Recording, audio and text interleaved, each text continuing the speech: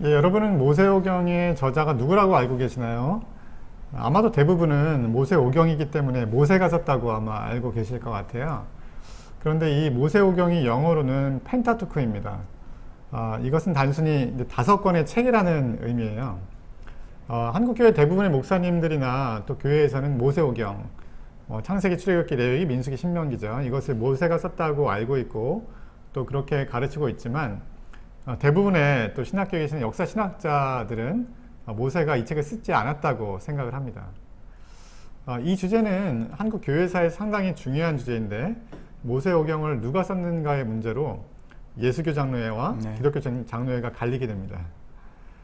이 주제는 또 성경 해석 방법과 관련이 있는데 성경에 한 글자의 오류가 없다고 생각하고 문자 자체로 성경을 해석하는 문자주의의 관점을 갖고 있는 분들은 모세가 썼다고 생각을 합니다.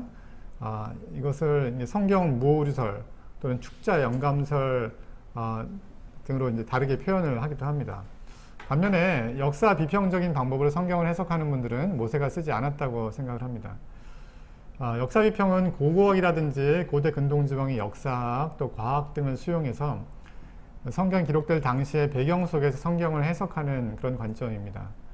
성경을 어떻게 해석할 것인가 하는 주제는 매우 중요하기 때문에 오늘 이 모세오경 저자에 대한 영상을 여러분들이 보시면서 성경을 어떻게 해석하는 것이 바람직한지 한번 생각을 해보시면 여러분들의 어떤 평생의 신앙생활에 매우 유익할 것이라고 생각이 됩니다. 네. 모세오경의 저자가 모세라는 주장이 그 핵심이 바로 성경이 그것을 증언하고 있다는 것에 있습니다. 출애굽기 17장 4절에 보면 여호와께서 모세에게 이르시되 이것을 책에 기록하여 기념하게 하고 또 여호수아의 귀에 외어 들리라 내가 아말렉을 없이하여 천하에서 기억도 못하게 하리라 라고 기록되어 있습니다.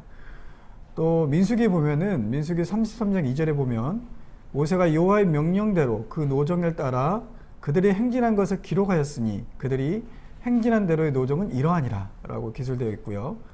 또 그리고 신명기 31장 9절을 보면 또 모세가 이 율법을 써서 여호와의 언약궤를 매는 레위 자손 제사장들과 이스라엘 모든 장로에 주고 라고 이렇게 모세가 직접 모세오경을 썼다는 기록을 성경을 통해서 우리는 유추해 볼 수 있습니다. 그리고 무엇보다 예수님이 모세가 모세오경을 기록했다는 것을 이야기하기 때문에 모세의 저작서를 주장합니다. 누가복음 24장 27절을 보면요. 이에 모세와 모든 선지자의 글로 시작하여 모든 성경에 쓴 바에 자기에 관한 것을 자세히 설명하시니라 라고 기록되어 있습니다. 또 마찬가지로 누가복음 24장 44절을 보면 모세의 율법과 또 선지자들의 글과 시편 이렇게 기록되어 있습니다. 이에 반해 모세가 모세오경의 저자가 아니라는 주장의 근거를 살펴보면 먼저 모세오경 안에 일치하지 않는 내용이 많이 나온다는 것을 들 수 있습니다. 예를 들면 노아의 홍수 사건이 창세기에 2번 이렇게 반복이 되어 있는데 창세기 6장 9절에는 모든 짐승들이 암수 한 쌍씩 방주에 들어가지만 7장 2절과 3절을 보면 정결한 짐승 암수 7쌍씩, 부정한 짐승은 암수 2쌍씩, 공중의 새는 암수 7쌍씩 방주에 들어가는 것으로 나옵니다. 둘 다 맞는 진술이라고 보기에는 좀 어려운 측면이 있죠. 그리고 구약을 보면 모세 장인의 이름이 여러 곳 등장하게 되는데 그 이름이 출애굽기 3장 1절을 보면 이드로라고 표현되어 있고요. 민수기 10장 29절을 보면 누웨, 그리고 사사기 4장 11절을 보면 호밥이라는 다양한 이름으로 등장합니다. 만약에 모세 한 사람이 모세오경을 썼다고 한다면 이렇게 같은 내용에 대해서 다르게 기술되는 것은 불가능한 일일 것입니다. 네, 또 한 가지 중요한 이유는 모세오경에 기록된 사건이나 지명들 중에서 모세가 자신의 생전에는 알기 어려운 내용이 많다는 것입니다. 이것을 시대착오라고 얘기를 합니다. 창세기 36장 31절에 보면 이스라엘 자손을 다스리는 왕이 있기 전에 에돔 땅을 다스리던 왕들은 이러하니라 라는 표현이 있습니다. 이 본문은 이스라엘을 왕이 다스린다는 것을 알지 않으면 기술하기 어렵습니다. 그런데 모세가 출애굽을 하고 또 사사시대를 거쳐서 사울이 왕으로 세워질 때까지는 200~300년의 시간이 필요하기 때문에 모세가 미리 이것을 알고 기록하기는 어렵다고 생각이 됩니다. 그리고 창세기에 낙타에 대한 언급이 많이 나와요. 음. 창세기 24장에 이삭의 아내를 찾기 위해서 아브라함이 종을 보냈는데 낙타 10마리를 끌고 갑니다. 그러니까 종이 물을 달라고 이제 할 때 리브가가 낙타가 먹을 물까지 챙겼기 때문에 이제 이삭의 아내가 될 수가 있었습니다. 그런데 고고학의 연구 결과를 보면 아브라함과 모세 시대에는 가나안에서 낙타가 사육되지 않았고 BC 1000년 전후 이제 왕정 시대 이후에 낙타가 이제 사육이 되었다고 합니다. 그리고 이제 창세기 21장 32절에 보면 부엘세바가 나오고 또 블레셋 사람의 땅이라는 표현이 나오는데 아브라함 시대에는 블레셋이라는 나라가 존재하지 않았어요. 그리고 부엘세바라는 도시 자체가 없었어요. 그런데 이제 이렇게 기록됐다는 거가 이제 모세가 이거 썼다고 보기는 어려운 거죠. 그리고 출애굽기부터 신명기까지의 기록을 보면 이제 이 저자가 1인칭 인물을 내세워서 말하지 않아요. 만약 모세가 기록을 했다면 자신에 대해서 기록을 할 때 나라는 표현을 써야 맞는 건데 그렇지 않고 3인칭 모세라고 기록을 하고 있어요. 네. 대표적으로 보면 민수기 이제 12장 3절에 보면 모세는 지면에서 가장 온유한 자이더라라고 얘기를 합니다. 나는 모세가 썼다 그러면 나는 지면에서 가장 온유한 자이더라 이렇게 얘기를 해야지 맞는 거겠죠. 모세오경이 이런 기술을 볼 때 모세에 의해서 기록된 것이 아니라 모세에 대해서 기록한 책이라는 것을 알 수가 있어요. 또 한 가지는 구약 성경이 기록된 히브리어의 역사와 관련이 있는데 모세의 연대를 기원전 보통 13세기로 봅니다. 근데 고고학적인 발굴 결과를 보면 단편적인 히브리어가 기원전 10세기 이후에 관찰이 되고 네. 그리고 기원전 8세기 이후에 제대로 된 히브리어 비문이 관찰되었어요.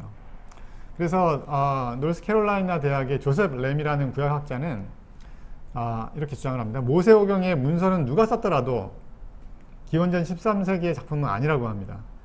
만약 모세가 기원전 13세기에 무엇인가를 썼다면 모세가 이제 애굽에서 왕궁에서 교육을 받았으니까 이집트어든지 가나안어로 썼을 가능성이 있고 하지만 적어도 지금 우리가 갖고 있는 모세오경은 모세 작품이 아니라고 단언을 합니다. 네. 그렇다면 이렇게 한번 우리 생각해 볼 수가 있을 것 같아요. 예수님이 거짓말한 것인가? 라는 문제입니다. 지금 우리 시대에서 남의 글이나 또 노래 가사를 표절한다든가 대학에서 연구원이 쓴 논문을 교수가 자신의 것이라고 하면 윤리적으로 엄청난 문제가 됩니다. 하지만 고대 시대에서는 많은 사람들에게 읽히고 또 관심을 갖기 위해서 자신의 작품을 유명한 인물의 작품으로 돌린 경우가 있었습니다. 그래서 권위를 인정받고 유명한 사람의 이름을 자신의 책의 저자로 붙이는 경향이 있었습니다. 예를 들어 보면 다윗의 시편, 솔로몬의 잠언이라고 우리는 알고 있는데 시편에도 보면 다윗이 기록하지 않은 시편이 분명히 있습니다. 출애굽을 이끌었고 또 이스라엘 역사에서 가장 중요한 또 가장 위대한 지도자 중 한 사람인 모세를 이스라엘 공동체 경쟁 중 가장 중요한 부분의 저자로 받아들이는 것이 당시 유대사에서는 일반적이었고 예수님도 당시의 관행을 받아들였을 것입니다. 그렇다면 이것을 가지고 예수님이 거짓말했다고 주장하는 것은 무리가 있다고 생각할 수 있습니다. 예, 모세오경의 저자가 누구인지의 문제를 문자주의적 해석 방법과 역사비평적 해석 방법을 통해서 한번 살펴봤습니다. 여러분은 어떤 주장이 더 신뢰할 만하다고 생각을 하세요? 모세오경의 저자에 대한 주제뿐만 아니라 수많은 주제들을 어떤 방식으로 해석하는 것이 바람직한지도 한번 생각을 해보시면 좋겠어요. 네. 노예제도에 대해서, 또 여성 안수를 포함한 여성의 지위에 대해서, 또 이혼에 대해서, 또 동성애 문제에 대해서, 또는 술, 담배 등의 문제에 대해서 가치 판단을 내리는데 어떤 성서 해석 방법을 사용하느냐에 따라서 결론이 달라질 수가 있기 때문에 이 성경 해석이 매우 중요합니다. 올바른 성경 해석, 또 올바른 성경 해석 방법이 무엇인가 하는 문제는 그리스도인의 삶의 평생의 과제로 삼을 만큼 아주 중요한 문제예요. 저희 채널이 여러분들의 믿음의 여정에 가능한 대로 도움을 드리겠습니다. 오늘 방송 여기까지입니다. 시청해주신 여러분 감사합니다. 감사합니다.